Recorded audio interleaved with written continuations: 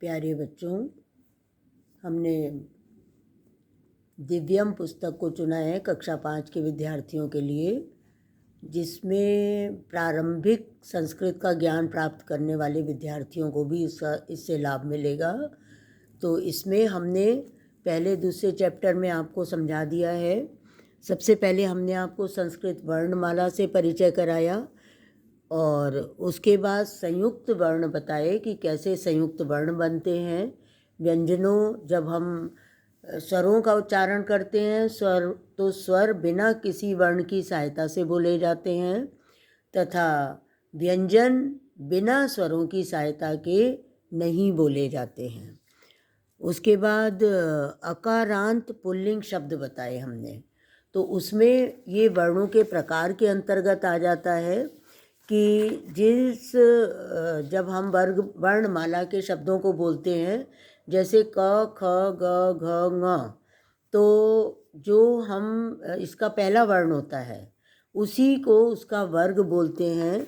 जैसे क, ख, ग, घ, ङ का वर्ग कहलाएगा क वर्ग, च, छ, ज, झ, न्या का च वर्ग, ट, ठ, ड, ढ, ण का ट वर्ग, त, थ, द, ध, न का त वर्ग और पा, फा, भा, भा, मा का प वर्ग।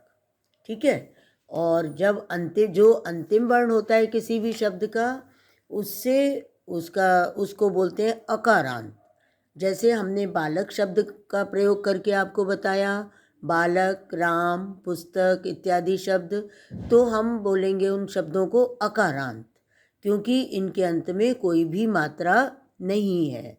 लेकिन शब्दों के अंत में अगर आ की मात्रा है तो वो आकारांत कहलाते हैं, और ई की मात्रा है तो वो इकारांत शब्द कहलाते हैं।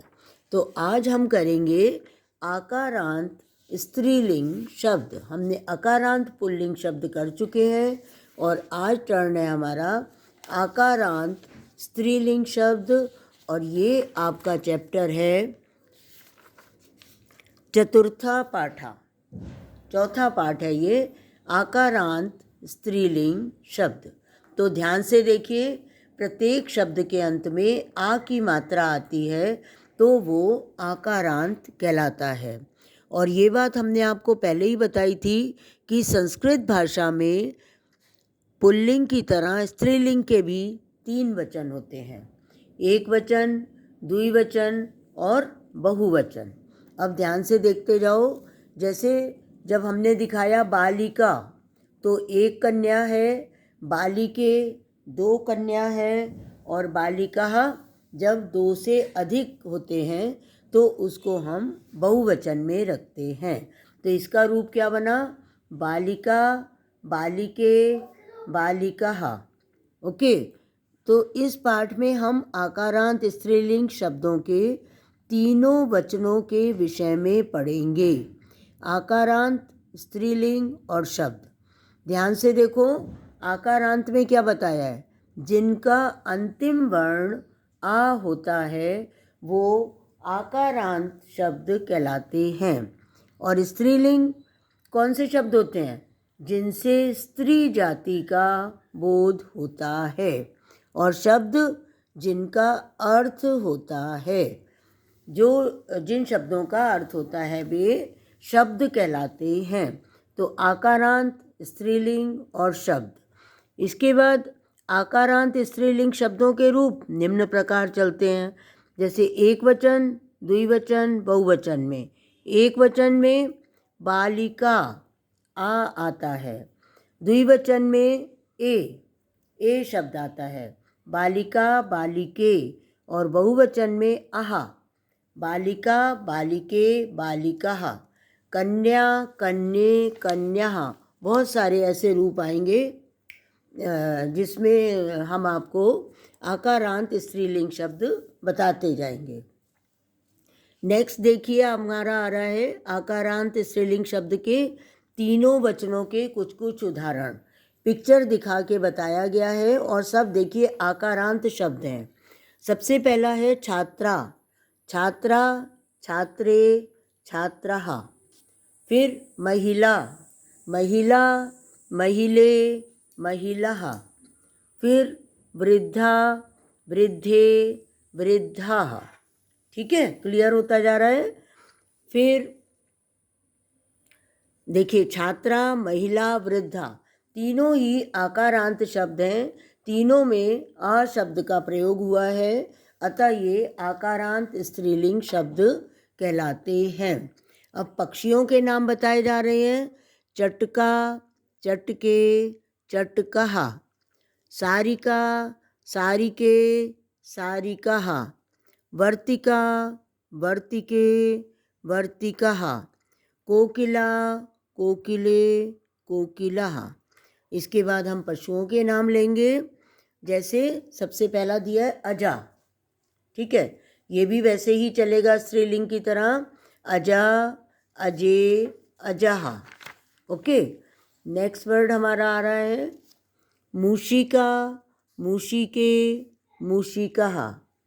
फिर जीव जंतुओं के नाम हैं पिपीलिका, पिपीलिके, पिपीलिकः। मक्षिका, मक्षिके, मक्षिकः। देखिए जितने भी ये आ से अंत हो रहा है जिन शब्दों का, चाहे पशु, पक्षी, जीव जंतु कोई भी हैं, तो ये आकारांत शब्द कहलाते हैं। फिर है व्यवसाय, जैसे अध्यापिका, अध्यापिके, अध्यापिकः। ये भी स्त्रीलिंग में आया है। नेक्स्ट वर्ड हमारा है गायिका, गायिके, गायिकः। नायिका, नायिके, नायिकः। सेविका, सेविके, सेविकः।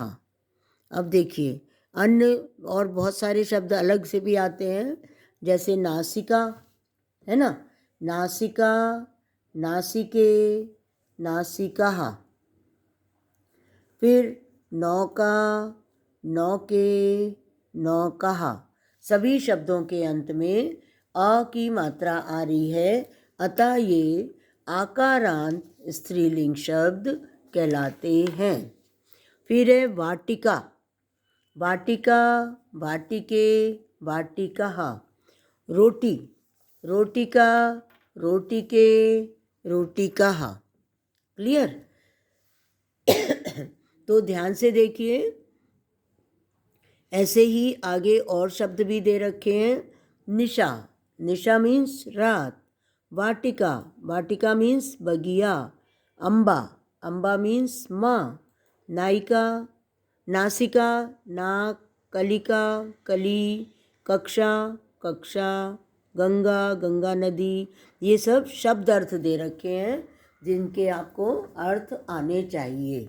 उसके बाद आपके MCQs हैं जो बहुत इम्पॉर्टेंट होते हैं और हर पेपर में ज़रूर आते हैं। जैसे पहला है स्त्रीलिंग शब्द डैश जाति के शब्दों का बोध कराते हैं। किस जाति के शब्दों का? स्त्री जाति के शब्दों का बोध कराते हैं। फिर आकारांत शब्द प्रायः डैश होते हैं। किस में होते हैं? स्त्रीलिंग में। ठीक है, जैसे माला, नीरजा, कमला, श्वेता, रमा, ये सब आकारांत कहलाते हैं।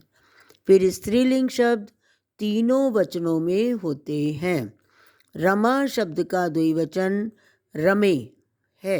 देखिए ऑप्शंस कई सारे होते हैं, लेकिन जब आपको रूप याद है बालिका, बालिके, बालिका, रमा, रमे, रमा, तो हम सही विकल्प पर निशान लगाएंगे। उसके बाद है निम्नलिखित अर्थ प्रदत्त निम्नलिखित पदों का अर्थ दिए गए विकल्पों से चुनिए। छात्रा लड़की के लिए ही आया है ना। सेविका नौकरानी के लिए आया है। चटका चिड़िया के लिए प्रयुक्त होता है। निशा रात्रि के लिए। भार्या पत्नी के लिए। मूषिका चूहिया के लिए। ठीक है, अगर मुश्का देते तब वो चूहा होता, लेकिन मूषिका तो चूहिया। नेक्स्ट एक्सरसाइज है नीचे लिखे शब्दों से स्त्रीलिंग के शब्द चुनकर लिखिए। ये देखिए जहाँ भी आकारांत शब्द होगा वो सब स्त्रीलिंग शब्द कहलाएंगे। जैसे शिक्षिका, मधुमक्षिका, गीते ये द्विवचन में है। यमुना एक वचन में है, सरिता एक वचन, नायिके द्विवचन में है। ठीक है, आपने रूप तो अभी पढ़े ही है, नायिका, नायिके, नायिकाः, बालिका, बालिके, बालिकाः। नेक्स्ट एक्सरसाइज है हमारी, निम्न शब्दों को वचनों के अनुसार अलग अलग स्तंभों में लिखिए, एक वचन, द्विवचन, बहुवचन। तो जो हमने अभी पढ़ा है बालिका, बालिके, बालिकाः, तो बालिका शब्द होगा खाली बिना विसर्ग का, तो वो एक वचन में आएगा। एक ही मात्रा वाला शब्द द्विवचन में आएगा, और अ की मात्रा प्लस विसर्ग वो बहुवचन में आएगा। जो अभी हमने आपको चिन्ह भी बताए थे कि एक वचन का चिन्ह आ की मात्रा, और द्विवचन में ए, और बहुवचन में आहा, अर्थात मात्रा भी और विसर्ग भी। तो उसी के अकॉर्डिंग आपको अलग अलग करने हैं। उसके बाद मैचिंग है, उदाहरण के अनुसार उचित मेल करिए। तो प्रिया शब्द है पहले, तो स्त्रीलिंग में इसे किससे मिलाएंगे? प्रिया, आकारांत शब्दों से। सेविका शब्द को सेविका, ठीक है, इससे और आपका क्लियर होता जाएगा। बालिका का बालिका, अनुजा का स्त्रीलिंग अनुजा, शिष्या का स्त्रीलिंग शिष्या। क्लियर? उसके बाद एक और है एक्सरसाइज, निम्नलिखित लिंग परिवर्तन करिए। गायिका का अगेन सेम एक्सरसाइज है, गायिका, छात्र का छात्रा, वृद्ध का वृद्धा, आकारांत शब्द बनाने हमें सब। मूषिका का मूषिका, नायिका का नायिका, और शिक्षिका का शिक्षिका। ओके, तो ये बात आज आपकी क्लियर हो गई कि आकारांत शब्द अधिकांशतया स्त्रीलिंग में ही होते हैं, और उनके रूप कैसे चलते हैं? बालिका, बालिके, बालिका, आ, ए, आहा। ये इसकी पहचान एक प्रथमा विभक्ति में होती है। एक वचन, द्विवचन और बहुवचन तीनों वचनों में अलग अलग रूप चलते हैं। इसको वीडियो को बार बार सुनिएगा, आपका कंसेप्ट बिल्कुल क्लियर हो जाएगा, क्योंकि बहुत सारी एक्सरसाइजेज हैं और चित्र के माध्यम से पूरी पुस्तक पूरे पाठ में बताया गया है। तो क्लियर होता जाएगा। और फिर भी अगर कोई प्रॉब्लम हो तो चैट बॉक्स में ज़रूर शेयर करिएगा अपनी प्रॉब्लम, और वीडियो देखने के बाद सब्सक्राइब भी करिएगा। तब तक के लिए बाय बाय।